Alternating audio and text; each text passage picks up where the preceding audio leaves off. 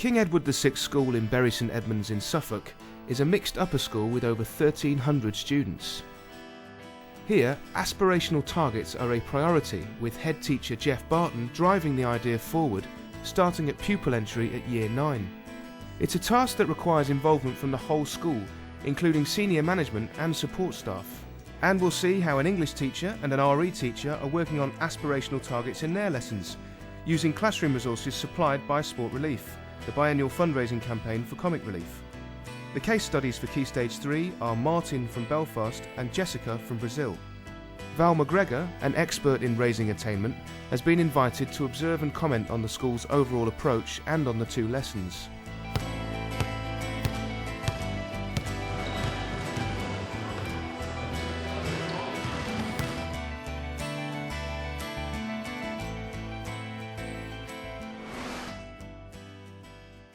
If a school is going to really make something like aspirational targets meaningful and successful for all pupils, you've got to have a clear understanding that drives through the whole school, and it has to start with the head and senior leadership team, but also being able to make it clearly understood to everybody how that's going to happen at all levels. The ethos is important to us. We use the word a lot, probably too much for some people's taste, because we think that you can shape young people's perception of the world through the kind of world you create within school. We think that every student should have an experience of doing something like sailing or going to the opera or whatever it might be, because there are some children from privileged backgrounds who are going to get that because of their parents. Well, we think every child should have something like that. Deputy Head Julia Upton is the next link in the chain, responsible for translating the head's vision into action in the classroom. When I came here, I would describe it as being quite a good school, but not a fantastic school. But we've done loads of initiative in terms of firstly trying to raise aspirations of the students, trying to increase their drives. And I want us to think, how well are we going to do in the future? What this tells me, when I arrived here, there was always lots of data in the school, but we used to kind of hide it and not really show it to anybody. And if I was a teacher, then I might kind of have a little look at it and look at the students in my class and think, oh, right, make an assumption about you, but we never shared it with anybody. What we've done here is really change the culture of using data with students and with parents. What we need to be quite cautious with is how we use it, and we've not sent it home on a piece of paper. We get parents in on what we call our target setting review days, and tutors have dialogues with the student and the parent and have an actual conversation with an individual rather than just being a figure on a page. But what I hope it shows you is that, yeah, you can do loads better than that. You can get A's, you can be those people, but you need to think now about the kind of student you are right now to make yourself be this person here. There's a good starting point we saw there where you share the data, share what's happened in previous years, but then you need to get into, so how can you improve? What are the practical strategies in terms of study skills, learning, organisation, and finding out what you don't know so that you can fill those gaps, and then it becomes a doable task for them as well as the school. The Sport Relief team consulted with teachers to devise suitable tasks and activities for Key Stage 3. We created the Sport Relief lesson plans, and we also have a resource bank with all the Sport Relief resources so teachers can create their own lesson plans. We chose Martin's story for Key Stage 3 because he's facing gang conflict issues in his community, and the fact that he's rising above that by going to the Comic Relief project and using football to help him stay away from that, but also it's inspiring him to further his education at university. To see students in other parts of the world overcoming real difficult challenges and succeeding, I think is really important. Pete Wright is using 15-year-old Martin's story in today's English lesson. Our objectives will be to understand Martin's story and then hopefully for you to begin to appreciate your own hopes and aspirations for the future. Now we're going to look at Martin's story and we will read it together. Hello, my name is Martin and I come from Belfast in Northern Ireland. I'm 15 years old and I go to the Midnight Street Soccer project funded by Comic Relief. The area I live in has been affected by violence and conflict for many years. Thank you very much. Martin doesn't want to get involved.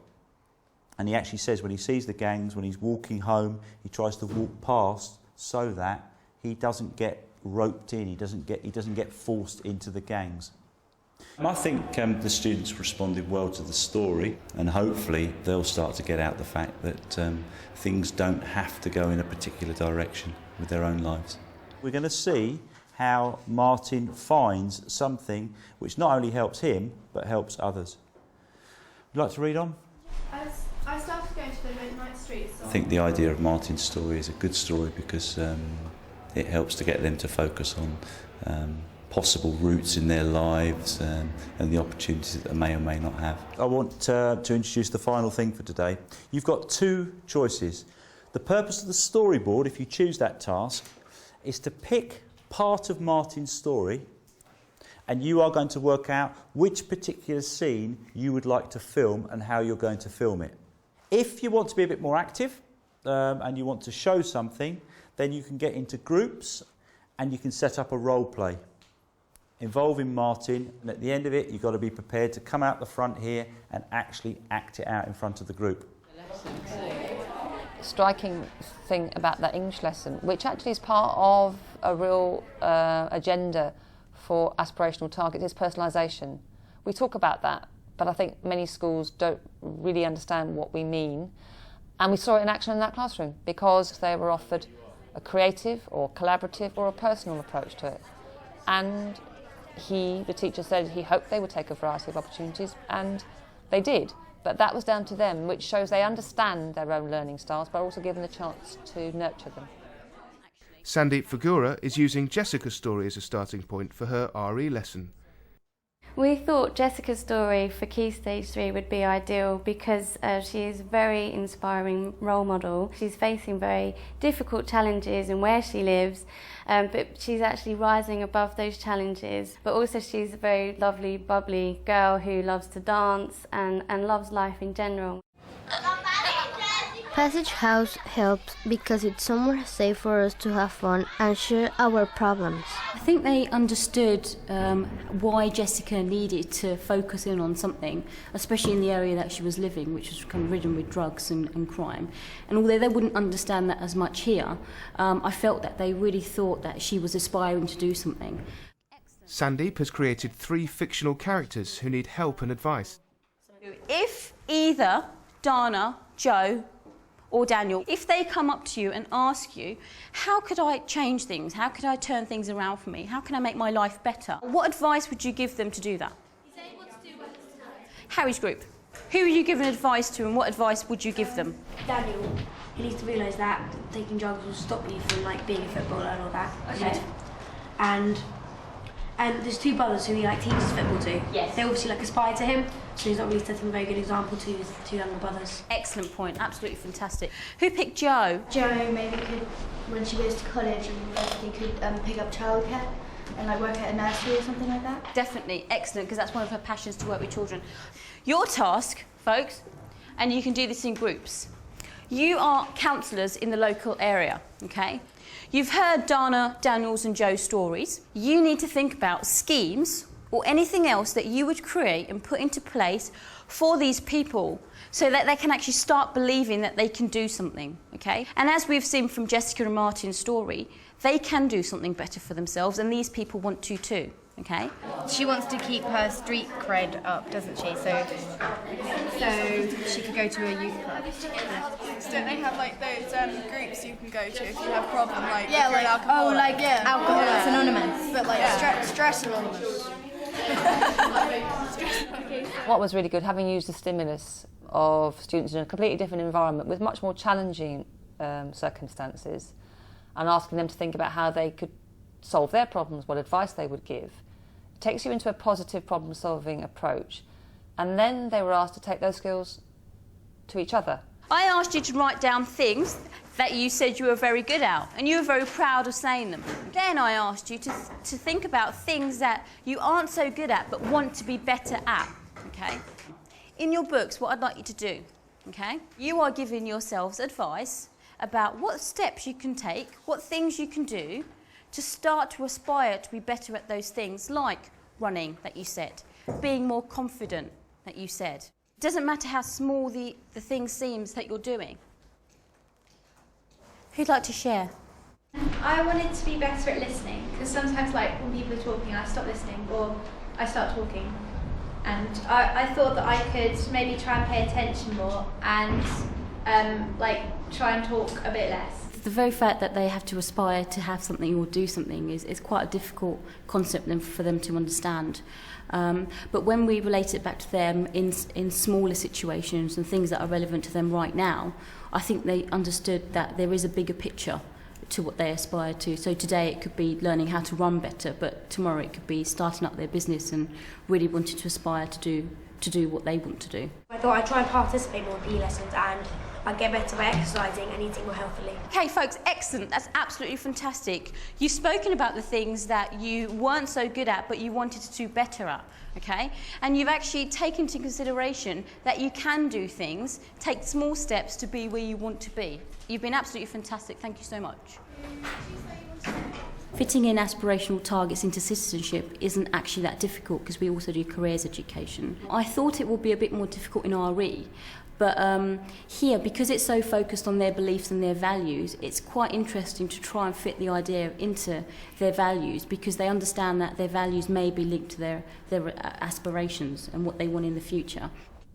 In the RE lesson, I thought it was really impressive how the teacher brought into the classroom some inspirational achievement. Pupils in another part of the world with real challenges, but taking control and making a difference to themselves and to others.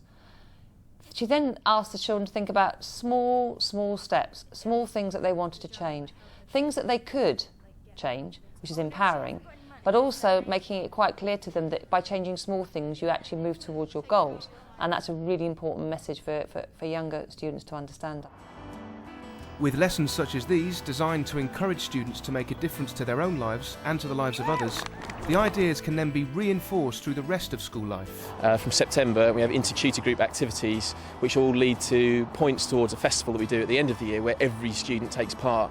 And so there's not the old style of where you'd have students sitting out watching a sports day with the best taking part. It's literally 100% of children will all be involved in it.